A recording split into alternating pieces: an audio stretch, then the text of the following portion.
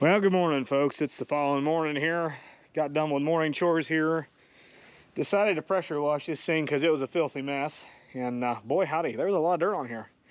I'm a little bit covered in you name it from doing that. But anyways, didn't scrub it, just give her a good blast with the pressure washer. Truck's in pretty good shape for the most part. I need new front fenders. That's been a thing for a minute here. They are leaving the chat. They've been leaving the chat for a minute. Actually, about 2 years ago when I redid all the brake work and everything on this thing front and rear, I took this thing down to Jim's Rust Proofing and had them undercoated, and I told them not to even bother fanning the backside of them fenders because they were junk. Got this thing blown off. What you see here is some of that undercoating that Jim's put on there. That's the dried on portion. I kind of got in here with the old 0 degree tip and just blew everything all over the place. So looks a little worse than it actually is just because there's some of that stuff still on there. I'm going to take the wire wheel once we got this all broken down and actually wire wheel this thing and actually probably do some type of treatment on the frame here to keep this thing from further degrading in the years to come, because I'm not exactly planning on buying a new truck anytime soon. So that's why we're doing this.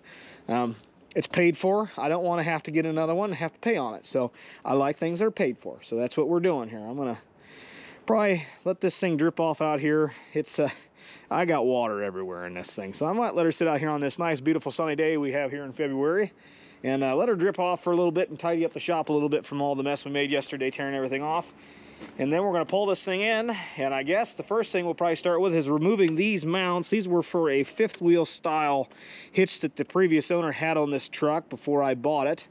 So we're going to remove these because I don't need them, because I have an actual gooseneck hitch that will be mounted in frame when we're all said and done here. Probably start taking everything loose as far as brake lines, electrical stuff. Obviously I have all the bolts for the axle, the U-bolts and the leaf spring hangers and stuff. So this is going to get a little complicated here, because being as we're moving the axle back because we're lengthening the frame, we're going to have to make new leaf spring mounts further back on the frame here, or we're going to try to remove those carefully to reuse them. I don't know if that's even worth doing, to be honest, but we'll weigh that option once we get there. But got quite a bit of work to do here. This thing, I tell people all the time, mainly my friends and my dad, I tell people, you know, there's some vehicles that they get to a point and you're either you're going to take the time to fix them up and make them nice again, and they'll be nice again for another 20 years, or you're not going to do anything to them and they're just going to degrade. In the next 10 years, they're not going to be worth anything, because they're just going to be rusted and rotted and banged up and beat up, and nobody's going to want them. And that's about where we're at with this truck. You know, it's a beautiful truck. It's a nice truck. It's done me a lot of work. I really like it. I'm not planning on getting rid of it, but it's at the point now. If you weren't to do anything with this thing, if you were to leave all the body panels that have some rust starting on them and lift them on there, before you know it, this thing would be a rotted out mess, and you wouldn't want anything to do with it. It'd be an ugly truck. You know, I don't know. I try to keep my stuff looking nice. You know, I don't have new stuff by any means, but I try to keep the old stuff I have looking like brand new. You know, I guess, I don't know, I like my stuff to look nice. So I take the time to make things look nice, and yeah, that makes a lot of work for you. You know, yeah, you got to have things rust-proofed and undercoated, and, you know, you got to pressure wash them and do all that fun stuff. It's not exactly fun all the time. You end up taking a bath half the time, run the pressure washer, but it is what it is. What do? You're either going to neglect things and let them go to crap, or you're going to fix them up. I mean, this truck here, this is a Polar that I PC parted all out of nothing. I mean, this wasn't even a truck. I PC parted this thing together. The frame's a rust-free frame from California. The body's rust-free from Texas. The axles don't even belong in here. That's a semi-rear axle. I mean, that axle does, but it's completely been rebuilt. But this is a great base for building a nice truck. And this truck is about at the same place to where it's a good base to build a nice truck. But that frame is from California and perfect. This frame is from, well, Northeast Ohio. So yeah, it has the typical little bit of rust shell here and there. You know, you wire wheel it off, you treat the frame, you paint the frame, and it's good to go. But if you leave this stuff on here and you just spray undercoat over it, guess what happens?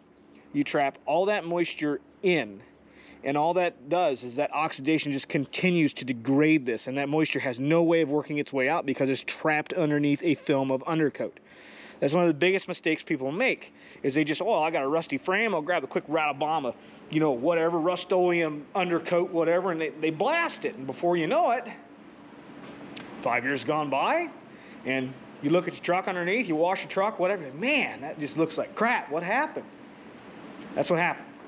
You didn't actually treat the issue, you just covered it up. So Jim's was supposed to do an acid treatment to this thing. I don't know what I'm seeing. I don't know if they did quite enough. So I guess this truck's a farm truck. It was filthy. I will not lie on that. This truck went down there and it was filthy. And I told them before I took it down, do you want me to pressure wash it? Oh no, we pressure wash our own vehicles. Yeah, I got kind of an earful. But what do I say, guys? She's a 2012 with 170,000 miles on it. Beautiful truck, nice truck, but needs the detailed attention now to keep her to be a nice truck for another 10 to 12 years. 10 to 20, hopefully. I'm not planning on buying a new one. New ones look nice. They have some creature comforts about them that are really great, but it's the same truck. It's a 6.7. This is a 6.7.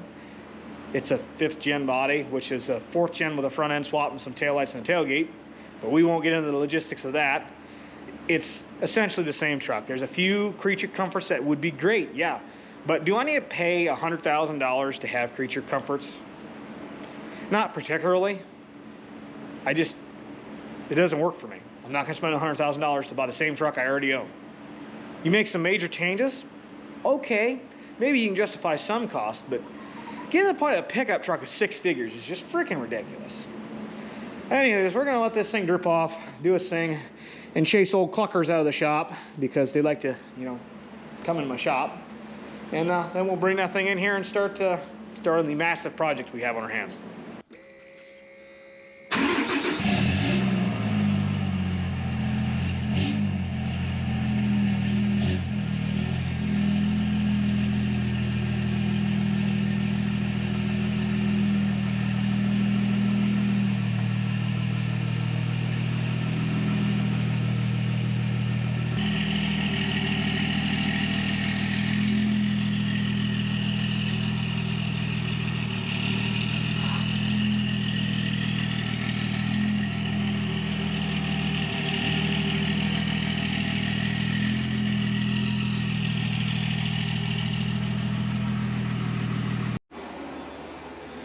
Well, I got her pulled back in the shop here. It's pretty well dripped off.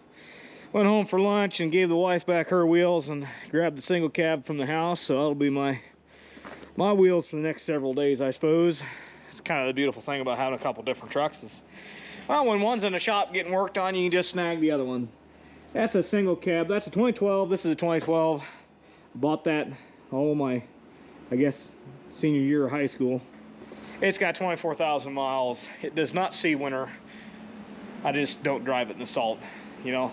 I guess growing up, my dad had his 86, which was what you called a Sunday truck, I guess. And I've got my 2012 single cab, and that's my quote-unquote Sunday truck, I guess. And this is the daily driver work truck slash tow pig slash you name it. So this is the one that gets the work done. The other one will work too, but this is the one I primarily do all the hauling with. I've got kiddos now, so I really utilize the added space in the cab here. I really like these mega cabs. There's a lot of room in them. Don't mind the mess in here. I haven't cleaned this thing in a few days, but these seats kind of recline back.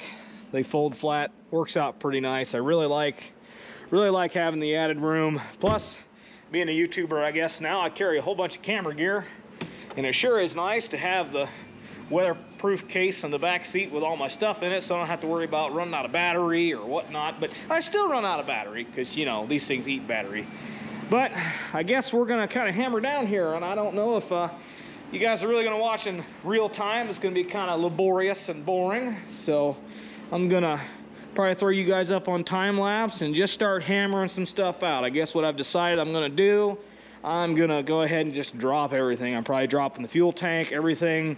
I'm gonna take this back half of the frame off, probably gonna wire wheel this thing, clean it all up, prep it for paint. It will probably have paint by the time we're all said and done because it's me and I don't like to put things away half-assed, I guess is how you want to phrase it. I am pretty particular. I like things to be done the correct way, and the correct way to do this thing is to get all this rust off of here, get this thing treated, and then top coat it with some good paint. That way she's gonna not degrade. So we're gonna get after it here. Enjoy the show.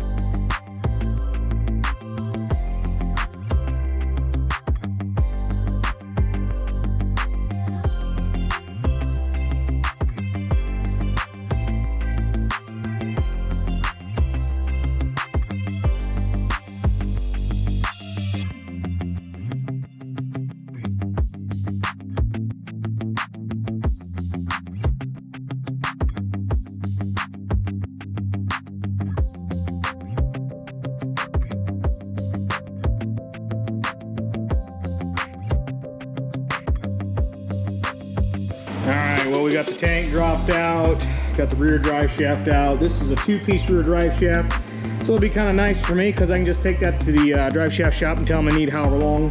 I think it's about 20 inches. I'll have to do some cross-referencing when I'm all said and done. Now I'm kind of at that tedious pain in the butt part, which is trying to free those rusted and crusted brake lines. That's going to be a fun job.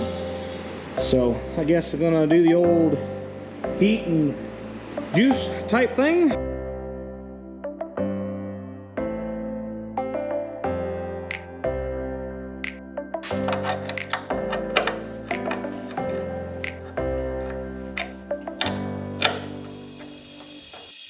Well, I have done a lot of measuring and running around between the single cab 8-foot bed truck outside and the 8-foot dually bed I have for this thing and the 6-foot bed that was on this thing. And here's some bed mount bolts that I was using to get centers of bolt holes and all that fun stuff. I've got it all written down here. It probably looks like gibberish to everybody else, but I think I know what it means. Need to add 20 inches of frame. That's what I need. So the distance from this bolt hole, that bolt hole, needs to be 20 inches longer to accommodate an 8-foot bed. So, going to decide what we want to do here. This is pretty shaly stuff. I mean, it's cleaned up pretty well once you wire wheel it, I suppose, but I don't know. We got 24 foot of really nice steel on the other side over there. Thicker than factory stuff.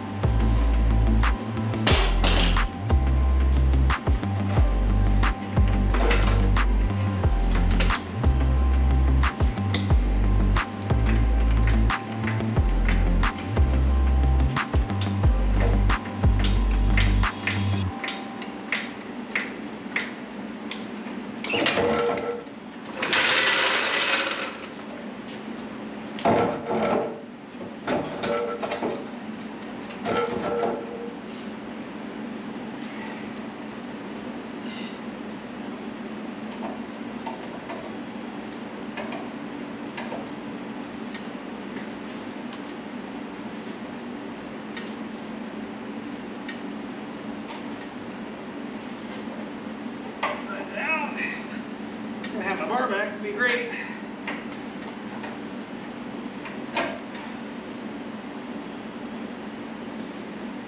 Now, so you.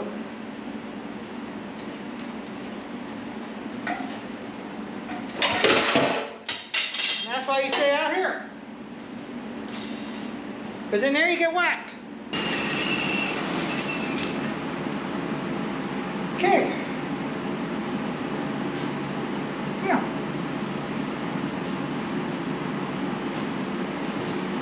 It's time to clean up tools before I go home. We will be back to this sometime tomorrow. It's all full of dirt, huh?